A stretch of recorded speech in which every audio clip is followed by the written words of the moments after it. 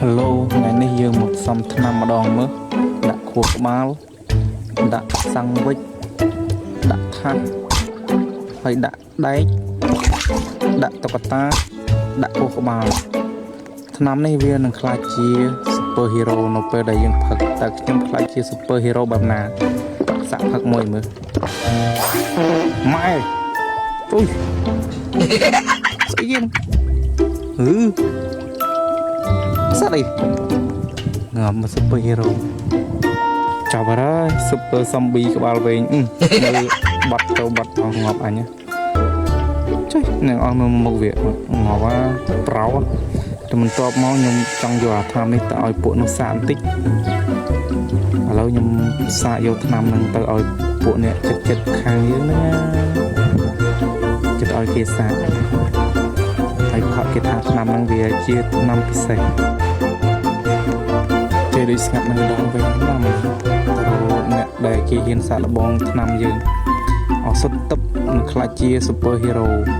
អាយ៉ាអេប្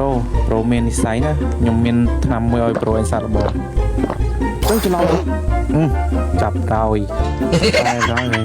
អត់ទៅលើអីគេច្រឡំផឹកខ្លួនឯងតែឥឡូវខ្ញុំសាកជាមួយម្នាក់ស្រីនេះម្ដង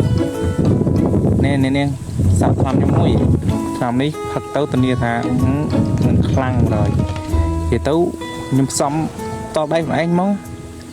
យ៉ាអញកុំផឹកអាថ្នាំចាឯងអត់សូវប្រកែទេខ្ញុំដាក់ហ្នឹង